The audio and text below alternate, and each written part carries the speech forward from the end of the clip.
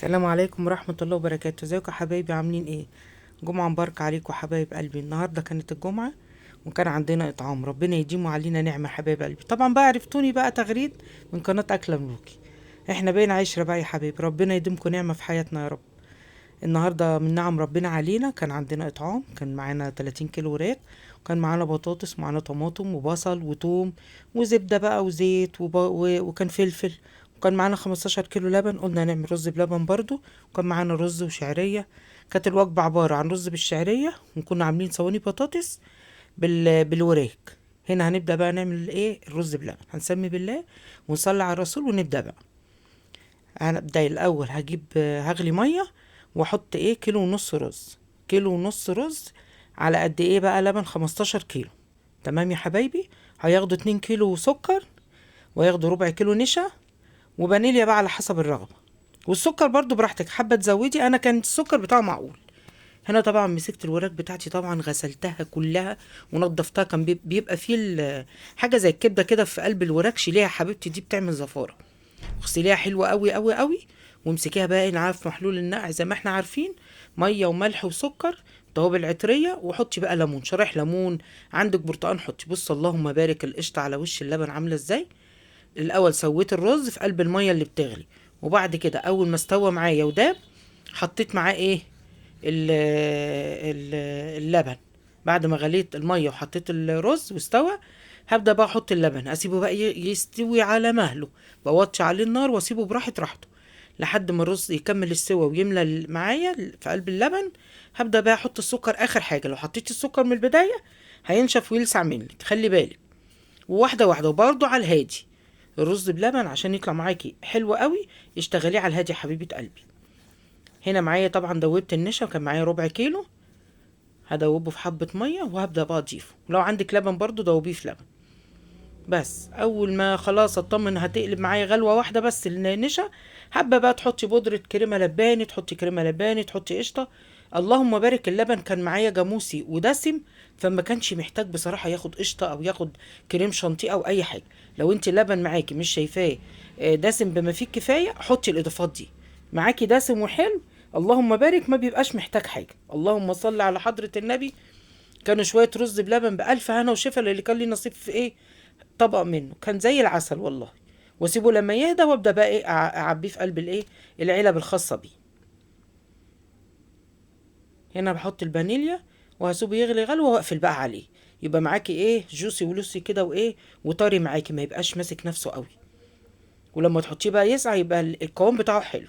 وعلى حسب برضو رغبتك، في ناس بتحبه القوام بتاعه جوسي شوية، وفي ناس بتحبه ايه، يعني ماسك نفسه، على حسب ما انت عايزة حبيبة قلبي. هسيبه بقى لما يهدى، وبعد ما يهدى ابدا بقى ايه، اعبي العلب بتاعتي.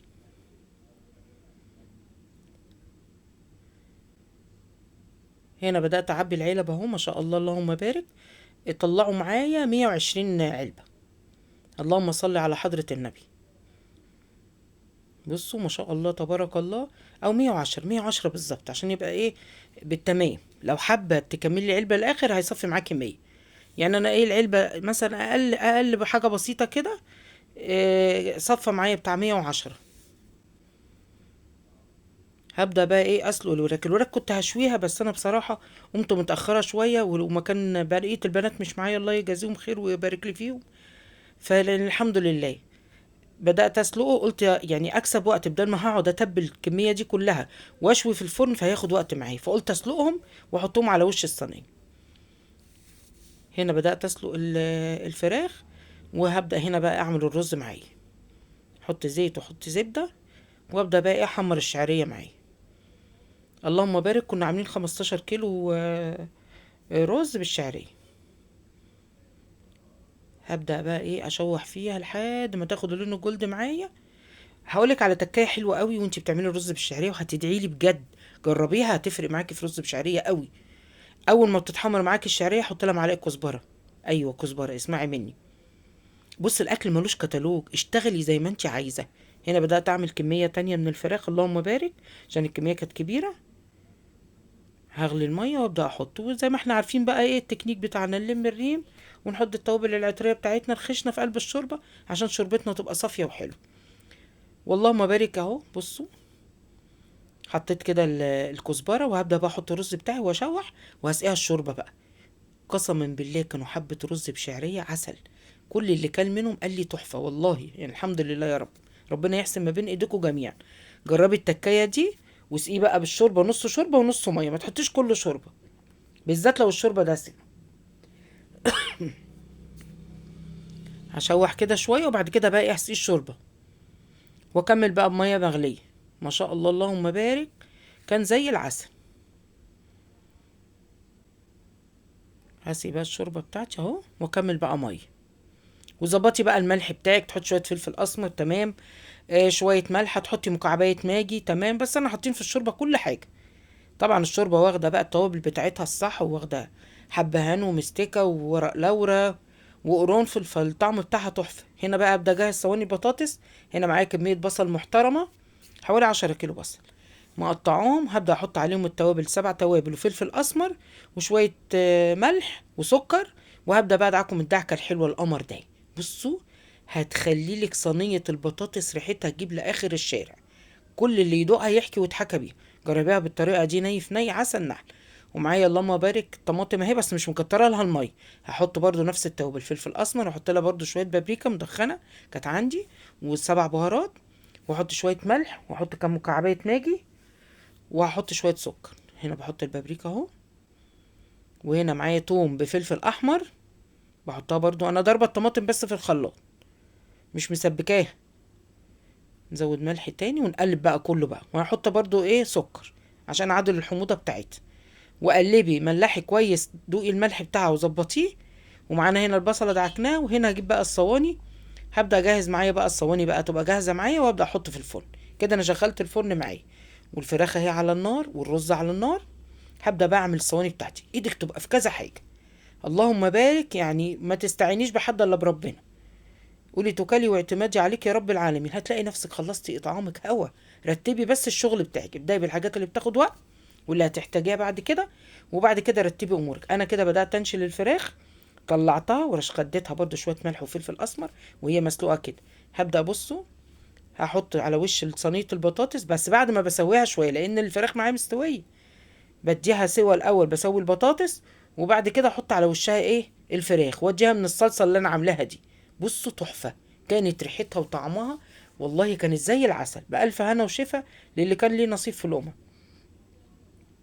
هنبدأ نحط زيت على وشها ونبدأ بقى ندخل الفرن. الطعام ده يا حبايبي كان بنية شفا جوزي، ادعوا له ربنا يشفيه ويعافيه يا رب، ويرحم اخواته الحاجة هالة اسماعيل سالم والحاجة سامية اسماعيل سالم، واخواته يا رب يرحمهم جميعا، ومامته وباباه وابويا وامي وجميع امواتنا. ربنا يرحمهم برحمته جميع امواتكم يا حبايبي. هنا خلصنا الوجبات اللهم بارك. هنبدأ بقى نعبي بقى الكمية اللي هتطلع تتوزع. حطينا بقى شوية محترمة كده من الرز، وهنحط شوية كام واحدة بطاطس من طبعا اللي محطوطة بقى في الفرن. بصوا عسل، كانت ريحتها وطعمها جميل، وخدت من اللي وراك واللي وراك طعمت منها. كان ميكس قمر اهو. والوجبة معاها بقى علبة الرز بلبن.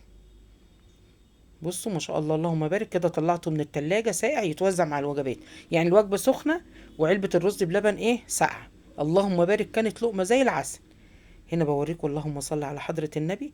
عبينا شوية وجبات ووزعناها، وبنكمل بقى بقية الايه الكمية معانا. اللهم بارك، كان ربنا حاطط فيهم البركة والله. يعني اللهم صل على النبي، كانت لقمة زي العسل. ربنا يبارك يا رب للي عامل الإطعام، ويحسن ما بين ايدينا جميعا، ويكرمكم جميعا يا رب. هنا بص اللهم بارك، عملنا برضو عدد تاني من الوجبات. يعني اللي بنطلعه بنوزع، وبنبدأ نعمل تاني نعبي تاني بحيث الوجبة تطلع سخنة. بألف هنا وشفا يا رب ليهم جميعا. وربنا يقوينا ويعيننا، ودايما مستمرين في الخير بفضلكم وبفضل ربنا قبل أي حد. اللهم بارك، كانت وجبة خفيفة وجميلة ما شاء الله. يعني على قد ما بنقدر يا حبايبي بنحب ننوع، كل مرة نعمل حاجة مختلفة، حاجة جديدة على قد ما بنقدر والله.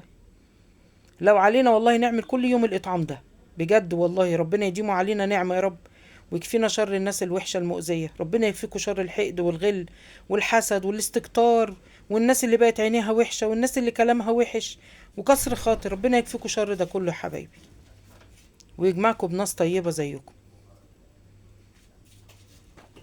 هنا بقى المنظر من عندنا الوجبة، بصوا ما شاء الله اللهم بارك، كانت قمر. وخلص إطعامنا على خير، وربنا يديمه نعمة علينا وعقبال الإطعام اللي جاي. السلام عليكم ورحمة الله وبركاته.